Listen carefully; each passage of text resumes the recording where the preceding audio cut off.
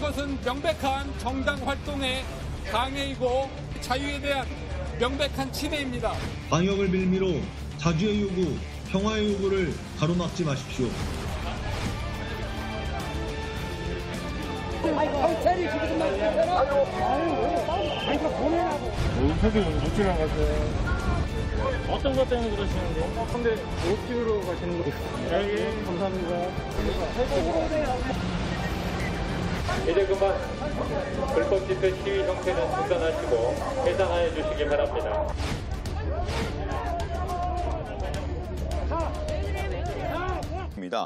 지금 서울역 앞에서 지나가는 이런 일반 시민들의 가방을 뒤지고 또 신분을 확인하기 위해서 신분증을 보여달라고 얘기를 하는 등 소지품을 확인하는 이런 불심 검문이 진행이 됐는데 이를 두고 김경진 의원님 지나친 거 아니냐라는 비판이 적진 않습니다. 글쎄 저게 이제 광화문 같은 경우는 거기가 이제 집회 장소로 예정이 돼 있는 헌법에서는 국민 저항권을 보장하고 있습니다. 헌법 아래에 방역법이 있는 것이지 헌법 위에 방역법이 있는 것이 아닙니다. 1948년 8월 15일 이 대한민국이 전 세계의 자유민주주의 국가로서 공포되었던 그날의 감격이 이러했을 것이라고 봅니다. 함께 애국가를 불러주시는 애국 시민분들의 나라 사랑하시는 눈빛과 모습이 너무나 감동스럽습니다. 네, 이어서 우리가 1948년 8월 15일 진정한 광복을 찾을 수 있었던 것은 많은 분들의 희생이 있었기 때문입니다. 이 대한민국의 진정한 자유를 선물해 주기 위해서 많은 분들께서 피와 목숨을 내놓으셨습니다. 우리는 결코 그분들의 희생을 잊어서는 안 될 것이고 우리도 그분들을 본받아 자유를 빼앗으려고 하는 자들로부터 이 자유를 지켜야 할 것입니다. 광복절인데 이제 두 가지 단어가 있죠. 76주년이냐 73주년이냐. 네, 이제 76주년이라고 보시는 분들은 1945년 8월 15일 해방된 날을 기념하는 것이고요.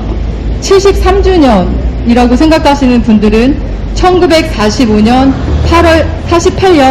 8월 15일 우리 대한민국의 정부가 수립되고 건국된 날 그날을 이제 기념을 하시는 것이라고 봅니다. 실제로 그러면 우리나라 정부가 세워지고 이제 국경일을 만들었을 때 광복절은 그러면 어떤 의미였느냐 되짚어 봐야 될 것 같습니다. 1949년 5월 24일 국무회의에서 국경일에 관한 이제 법률안이 통과되게 됩니다. 그때 이제 광복절이 만들어지는데 원래 광복절의 이름은 독립기념일이었습니다. 독립기념일 그리고 또 제헌절은 헌법공포기념일 이렇게 기념일로 단어가 끝나니까 3.1절 개천절처럼 세 글자에 절로 끝나는 날로 만들자 해서 독립기념일을 단어를 바꾸게 됩니다. 우리 대한민국의 빛을 되찾은 날 바로 주권을 되찾았다라는 의미의 광복 해서 광복절이라는 단어를 붙이게 됩니다. 그렇다면 1949년에 제정된 광복절은 어떤 날을 기념하는 날입니까? 바로 1948년 8월 15일 대한민국이 정식적으로 태어난 날, 그 날을 기리는 날이었습니다. 그럼 왜 많은 사람들이 이렇게 1945년 해방된 날로만 알고 있을까? 바로 6.25 전쟁 중에 언론사들이 이 의미를 흐트러 놓았습니다. 바로 광복 그러면 1주년은 몇 년일까요? 1949년이죠. 2주년은 1950년 전쟁 중이었습니다. 전쟁 중에도 2주년 광복절 행사를 작게나마 했었었고요. 그런데 이제 언론사들이 이 광복절을 정부 수립이 된 1948년으로 보지 않고 1945년 8월 15일로 지정을 해서 횟수를 매겨버립니다. 언론사가. 그때부터 이제 국민들이 헷갈리기 시작했고 정부 기관들도 이제 공무원들조차도 이 의미를 헷갈리게 됩니다.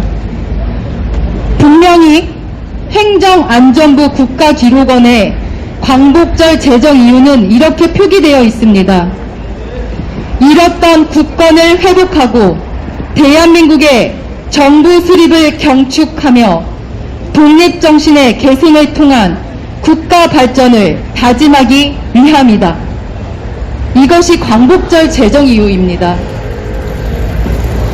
해방과 독립은 다릅니다.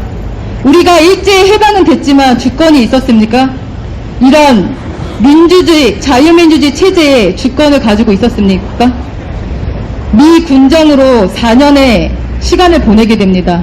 그 시간을 겪고 난 후에 비로소 진정한 독립을 맞이하게 된 것은 주권을 온전히 회복한 날은 1948년 8월 15일이었던 것입니다. 그런데 이것을 우리 아이들에게 전혀 가르쳐주고 있지 않죠. 문재인은 오늘도 이 광복절에 대한민국의 건국에 대해서는 전혀 언급이 없고 오로지 해방,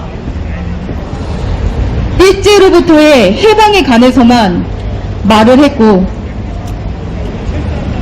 어떠한 건국의 아버지 이승만 대통령님의 업적에 대해서는 한마디도 말을 안 합니다. 안타깝습니다. 이 대한민국이 설 수 있었던 때 가장 큰 업적을 남기신 건국 대통령 이승만 대통령님의 업적을 말하지 않는 것이 말이 됩니까? 광복절에?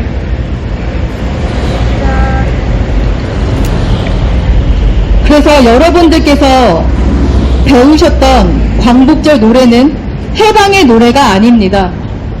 바로 대한민국 건국, 대한민국 정부 수립에 관한 노래입니다. 여러분 가사에 40년이라는 단어 아십니까? 광복절 노래에 이런 단어가 나오죠. 이날이 40년 뜨거운 피 엉긴 자치니. 야외에서 노래 부르면 코로나가 감염이 확 되고 실내에서 한 칸만 뛰어 앉아가지고 5,000명 다 모여있어도 코로나가 감염되지 않는 이상한 나라입니다.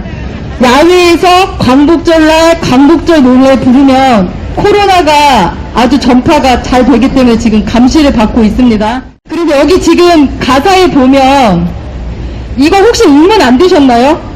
1945년 8월 15일을 광복절이라고 생각하면 이 40년이라는 단어가 이상하지 않나요? 40년? 40년이라는 단어가 어떻게 해서 나왔냐면 이제 횟수로 본 거예요.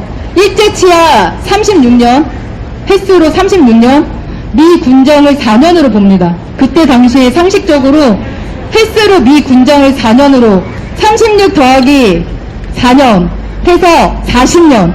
그래서 1948년이 우리나라가 1910년부터 이제 해방이 되고 진정한 주권을 찾게 되는 날 1948년 8월 15일을 생각해서 만든 노래가 광복절 노래입니다. 그래서 문재인이 이 노래를 부르면 바보일까요? 아닐까요? 바보 멍청이가 되는 것입니다. 문재인은 오로지 광복절은 해방의 날인 것입니다. 일제 해방. 문재인의 머릿속에는 1948년 8월 15일 자유민주주의 대한민국 건국된 날이 없습니다. 그 날을 기념하지 않는 자가 이 광복절 노래 부르는 거 맞습니까? 안 맞습니까? 바보 멍청이죠. 이 노래 가사가 바로 1948년 8월 15일을 초점을 맞춰서 만든 노래이기 때문입니다. 일제 해방이 아니라 대한민국 건국, 대한민국 정부 수립, 진정한 광복을 찾은 날, 그날을 위해 만든 노래입니다. 그래서 문재인이 이 노래 부르면 네, 바보 멍청이라고 해도 됩니다. 그 자는 그 나를 인정하지 않기 때문에 그래서 우리 아이들이 이 광복절 노래를 잘 배워서 우리 대한민국의 생일을 저자들이 잘 가르쳐주지 않더라도 이 의미를 잘 새겨보았으면 좋겠습니다. 그리고 한 가지 더 말씀드리면, 오늘 제가 이제 정부의 광복절 행사를 보다가 속이 터져서 정말 중간에 계속 꺼버리고 싶다라는, 네, 또 광복회장 김원웅이 망언을 엄청나게 늘어났더라고요. 우리 건국 대통령 이승만 대통령님을 친일 이승만 정권 아니 어떻게 하고 많은 날 광복절에 건국 대통령 이승만 대통령님을 그렇게 비하할 수 있습니까?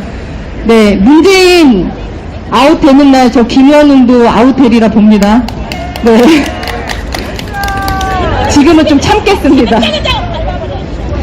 그래서 여러분 보세요. 북괴도 1945년 우리 1945년 같이 해방되었지만 어떻게 됐습니까? 결과가 지금 70년이 지나고 나서 저 공산 사회주의 체제를 택한 북괴는 어떻게 됐습니까? 광복을 맞았습니까?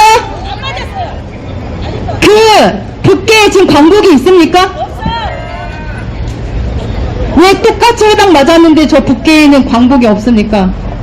왜 국민에게 주권이 없습니까? 북한 주민들에게 똑같습니까? 이 차이를 나게 만드신 분이 누구입니까? 건국 대통령 이승만 대통령님이십니다. 어디서 이승만 대통령님의 발톱도 못 따라갈 자가 주둥이만 살아가지고. 참고로 우리 8살 이정희 군이 가장 존경하는 대통령님이 3분이 계십니다. 건국 대통령 이승만 대통령님, 부국강병 박정희 대통령님, 자유수호 박근혜 대통령님을 존경하고 있습니다. 네, 우리 정희가 본인이 이렇게 표현을 할 수 있을 정도로 많이 성장을 했습니다. 이 시간에 오늘이 그래서 73주년 건국일인데 또 이렇게 기쁘기도 하지만 존경하는 우리 영부인 또 유경수 여사님의 또 서건 날이기도 합니다.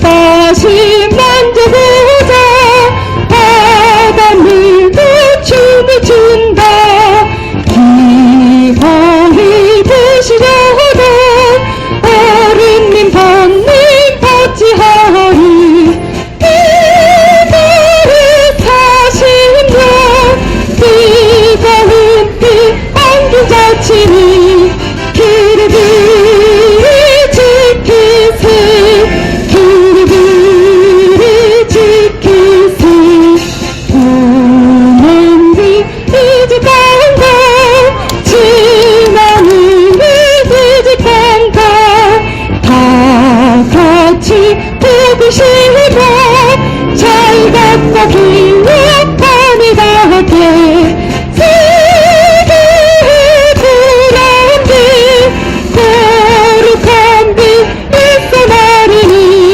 힘써 힘써 나가세 힘써 힘써 나가세.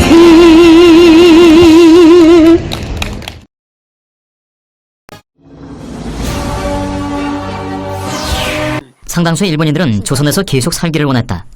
조선 잔류를 희망하는 일본인들이 당시에 만든 민간단체 시화회, 이들의 회고에서 그 바람을 읽을 수 있다. 경성 시화회는 YMCA와 공동주체로 조선의 남기를 원하지 한국 정계에 유입된 것으로 추정된다.